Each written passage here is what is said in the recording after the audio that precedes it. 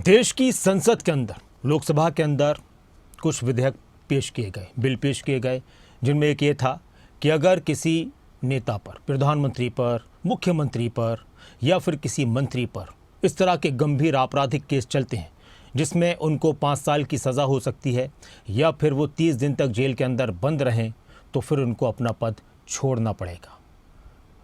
इन संविधान संशोधन विधेयकों को लेकर देश की सियासत गरमाई हुई है और तरह तरह के सवाल एक दूसरे से किए जा रहे हैं। विपक्ष सरकार पर आरोप लगा रहा है कि विपक्ष को परेशान करने की राजनीति हो रही है, साजिश हो रही है।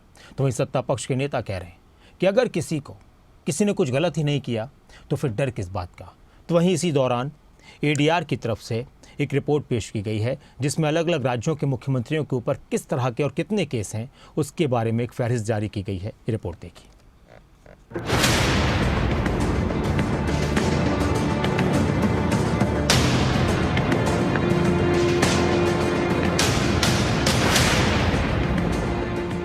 राजनीति को सेवा का माध्यम कहा जाता है और लगभग सभी नेता ये दावा करते हैं कि वो राजनीति में सेवा के लिए आए। सत्ता सुख उनका मकसद नहीं। राजनीति और अपराध का रिश्ता भी बताया जाता है। समय समय पर यह आवाजें उठती रही हैं कि अपराधियों को राजनीति से दूर रखा जाए, राजनीति में शुचिता बरकरार रहे। लेकिन बहुत से ऐसे नेता हैं जिन पर गंभीर मुकदमे दर्ज हैं। इस सब के बीच केंद्र सरकार ने लोकसभा में 3 ऐसे बिल पेश किए जिनसे देश का सियासी माहौल गर्मा गया। 130वें संविधान संशोधन विधेयक के मुताबिक अगर प्रधानमंत्री, मुख्यमंत्री या किसी मंत्री पर ऐसी धाराओं में आपराधिक मुकदमा दर्ज होता है जिनमें 5 साल या उससे ज्यादा सजा का प्रावधान है, तो ऐसी स्थिति में गिरफ्तार होने के 31वें दिन उन्हें अपना पद छोड़ना होगा। और अगर वो ऐसा नहीं करेंगे तो गिरफ्तारी के 31वें दिन खुद ब खुद इस पद से उन्हें हटा दिया जाएगा।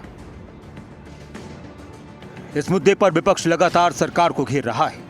विपक्ष का आरोप है कि ये विपक्ष को दबाने के लिए किया जा रहा है। जहां विपक्षी पार्टियों की सरकारें हैं उन्हें हटाने के लिए किया जा रहा है। ये तो मैं बार बार कह रहा हूं, मैंने जिस दिन पहली प्रतिक्रिया दी थी मैंने कहा था ये विपक्ष मुक्त लोकतंत्र करने की एक परियोजना है और वो परियोजना नाकामयाब होगी। मैं बार बार कह रहा हूं, संसद से पारित कानून को सड़क पे मुंह की खानी पड़ती है। याद रहे किसान कानून का क्या हुआ था, नंबर 1। नंबर 2, अभी आप ये वोट चोर गद्दी छोड़ से बहुत परेशान हैं। पूरे देश में ये लहर जा चुकी है, तो आप इसको लाए हैं डाइवर्ट करने के लिए भी, हासिलात कुछ नहीं होगा। और जिस तरीके से भ्रष्टाचार की आड़ में विपक्षी दल के नेताओं को जेल में डाला गया, ईडी, सीबीआई, इनकम टैक्स पूरा का पूरा भारतीय जनता पार्टी के हेडक्वार्टर से चल रहा है। उसी के साथ साथ एक ऐसा कानून लाकर उन्होंने ये स्पष्ट कर दिया है कि उनकी मंशा क्या है कि वो जो भी विपक्ष के नेता हैं उनको गद्दी से हटाकर अपनी सरकारें बिठाकर उनकी पार्टियों को तोड़ेंगे, उनकी पार्टियों को खत्म करने की कोशिश करेंगे। तो वहीं सत्ता पक्ष का कहना है कि देश के लिए इस तरह के फैसले जरूरी हैं और जब कोई गलत नहीं है तो उसे घबराना कैसे। वो बिल जो है वो हमारे गृह मंत्री अमित शाह जी ने पेश कर दिया और वो अभी हमारी जो ज्वाइंट पार्लियामेंट्री कमेटी है उसको जाएगा। उस बिल में ये प्रावधान है कि कोई भी मंत्री या मुख्यमंत्री या इवन प्रधानमंत्री किसी अपराध में सजा पाते हैं,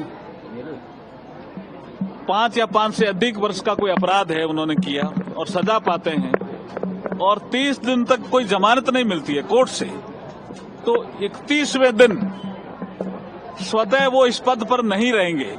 ये तो बहुत एक शानदार मेरे ख्याल में प्रोग्रेसिव लॉ है।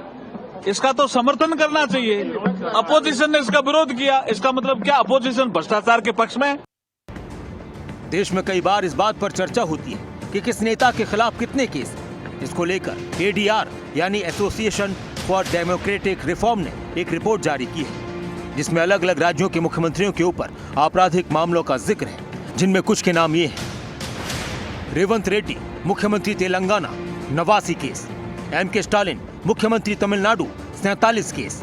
सिद्धारमैया, मुख्यमंत्री कर्नाटक, 13 केस। हेमंत सोरेन, मुख्यमंत्री झारखंड, 15 केस। देवेंद्र फडणवीस, मुख्यमंत्री महाराष्ट्र, 4 केस। सुखविंदर सिंह सुक्खू, मुख्यमंत्री हिमाचल प्रदेश, 4 केस, पी विजयन मुख्यमंत्री केरल 2 केस, पीएस तमांग मुख्यमंत्री सिक्किम 1 केस, भगवंत मान मुख्यमंत्री पंजाब 1 केस, मोहन मांझी मुख्यमंत्री ओडिशा 1 केस, भजन लाल मुख्यमंत्री राजस्थान 1 केस। इस रिपोर्ट के मुताबिक 10 मुख्यमंत्रियों ने गंभीर आपराधिक केस घोषित किए हैं और इन मामलों में हत्या की कोशिश, अपहरण, रिश्वत, आपराधिक धमकी जैसे आरोप शामिल हैं। एडीआर के मुताबिक ये रिपोर्ट मौजूदा मुख्यमंत्रियों के शपथ पत्रों के आधार पर तैयार की गई है। न्यूज़ डेस्क, खबर अभी तक।